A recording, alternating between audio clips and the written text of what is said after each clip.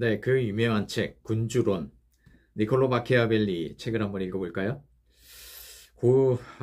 정말. 그 한국 최초 원문 대역판을 저는 읽었어요. 그 전에도 읽은 적이 있었는데요. 이건 한 두 번째, 제가 2017년도에 읽은 책입니다. 2017년에요. 1498년 29세에 피렌체 공화국 제2서기장으로 오르면서 10인 위원회 비서도 겸직한 마키아벨리는 15년간 외교적 재능을 발휘하다가 1512년 메디치가의 복귀로 관직을 이룬 후에는 반 메디치 모의 사건에 연루되면서 투옥과 고문까지 당합니다. 추록 후에는 시골 농장에서 은둔하는데 그야말로 모든 걸 이룬 후에 저작 활동에 몰입할 수 있었죠. 1527년 메디치 정권이 축출되고 급진 공화정부가 수립되어 기대했던 비서 자리에 임명되지 못하자 큰 낙담 후에 니콜로는 세상을 등집니다. 이 책은 1513년 저자가 출소 후에 약 10개월 사이에 저술된 것으로 역자는 추정하고 있습니다. 신군주의 리더십에 관한 내용이 핵심이고요. 군주의 덕, 비루투가 부패하지 않도록 하기 위한 방법을 모색하죠.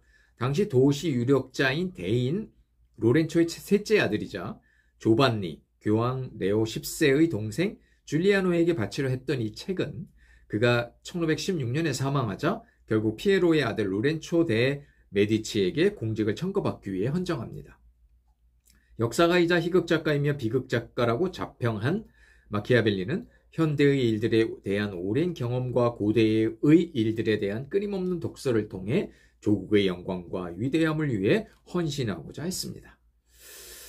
본문은 총 26장이며 1장부터 11장까지는 세습, 혼합, 신, 시민, 교회령 등 5가지의 군주국의 성질을 설명합니다. 12장부터 14장까지는 용병대, 원군, 혼합군, 자신의 군대로 구분하여 군대에 대해 15장부터 23장은 칭송받거나 비난받는 군주를 고찰하고 자비보다는 잔혹함, 사랑보다는 두려움, 신의보다는 배신이 더 필요한 경우와 더불어 후함보다는 검약을 우선하고 경멸과 미움을 피하며 아첨꾼을 멀리하고 존경받아야 함을 강조합니다. 24장부터 마지막 26장까지는 앞의 내용의 실천을 당부하면서 덕으로 포르투나를 제압하고 자신의 군대로 무장하여 조국을 지켜낼 것을 웅변적으로 설파하고 있습니다. 에피쿠로스, 루크레티우스 적 세계관에 바탕한 마키아벨리 사상은 불변의 세계 속에서 성공하려면 바람의 방향에 따라 자신을 변화시켜야 하고 기회를 제대로 잡을 줄 알아야 함이 기본입니다. 안정된 상태의 분별보다는 위급한 상황에서 적절하고 신속한 판단 능력이 더 필요하며 비루투보다는 오직 필요성과 유용성에 근거하여 도덕이 아닌 필요성의 윤리를 확보하라 말합니다. 권력은 항상 부패하기 때문에 부패는 권력의 본질이고 부패하지 않은 권력은 시간에 의해 잠시 유예될 뿐이라는 것이죠.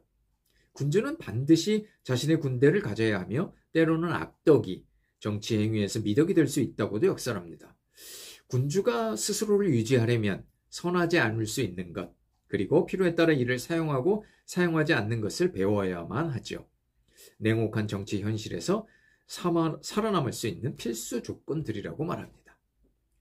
당시 역사적 배경은 프랑스 샤를 8세의 침공으로 시작된 이탈리아 전쟁으로 1494년부터 1559년까지 프랑스, 에스파냐, 신성 로마 제국, 잉글랜드 등이 이탈리아 반도에서 합종연횡에 의한 치열한 싸움이 벌어졌던 시기입니다. 최종 승자는 에스파냐의 합스부르크가의 차지였죠. 그리스어인 아레테에서 파생된 비루투, 덕과 더불어 포르투나, 우는 마키아벨리가 매우 중요하게 생각한 용어입니다. 비루투는 힘, 역량, 능력, 활력, 에너지, 용기, 과감성 등을 뜻하며 도덕화되기 전의 원초적 덕으로 모세, 키루스, 로물루스, 테세우스 등의 인물이 비루투를 잘 이용했다고 말합니다. 포르투나는 비루투의 영역 밖의 운 혹은 통제하기 어려운 어떤 비합리적인 조건과 상황이죠. 1장은 군주국의 종류와 획득 과정, 2장은 세습 군주국, 3장은 혼합 군주국, 4장은 군주의 권위, 5장은 정복한 땅의 통치 방법, 6장은 모세와 키루스 및 로물루스와 테세우스의 덕을 통한 통치, 7장은 체잘의 보르자 공작의 성공과 몰락, 8장은 시라쿠스 왕 아가토클레스와 페루모의 올리베르토의 역행을 통한 영광스럽지 못한 결과, 9장은 시민 군주국, 10장은 군주국의 힘 측정 방법, 11장은 최고로 안전한 교회령 군주국에 대하여 서술합니다. 12장은 무익하고 위험한 용병대와 원군, 13장은 안전한 자신의 군대와 용병대와 원군과 혼합군, 14장은 전쟁의 기술을 보유해야 하는 군주, 15장은 안전을 위해서는 필요한 악행, 16장은 후함보다는 인색함, 17장은 개의치 말아야 하는 잔혹함과 피해야 할 미움, 18장은 위장과 은폐의 기술과 좋은 성품의 위장의 훌륭함, 19장은 경멸과 미움 피하는 방법, 20장은 때에 따라 다른 요새의 필요성, 21장은 존경받기 위한 방법, 22장은 장관 세우는 방법, 23장은 아첨꾼 구별 방법, 24장은 군주의 몰락 원인, 25장은 운과의 조화에 대해 설명하고 마지막 26장은 모세와 키루스 등을 본받고 자신의 군대를 마련하여 이탈리아를 해방시키라고 촉구합니다. 총 26장이 길지 않은 본문은 매우 간략한 표현 덕분이죠. 역자는 책의 중요도를 감안하여 서문을 쓰는데 큰 공을 들입니다. 본문보다 앞쪽이 배열하였고 그 분량도 매우 깁니다. 그런 만큼 책의 의미와 구성, 마키아벨리 사상 등을 이해하는데 별 어려움은 없습니다. 충분한 주석도 수많은 인물에 의해 어렵긴 하지만 독해에 큰 도움을 선사하죠. 도덕적 개인과 비도덕적 사회, 냉혹한 정치, 각 영역에서의 서로 다른 이론과 실천 방안은 인간의 삶을 매우 혼란스럽게 하죠. 행복하게도 살아야겠고 정의를 실현하며 올바르게도 살아야 하는 인생의 여정에 정답은 존재하지 않기에 그렇습니다. 뛰어나지 않아도 평범하게 살지언정 나쁜 편에는 들어가지 말아야 될 텐데요.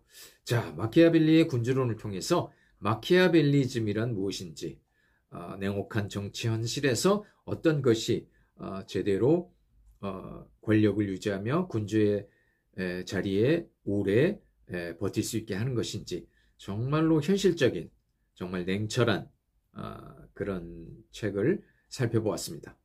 군주론, 니콜로 마키아벨리의 명저이고요.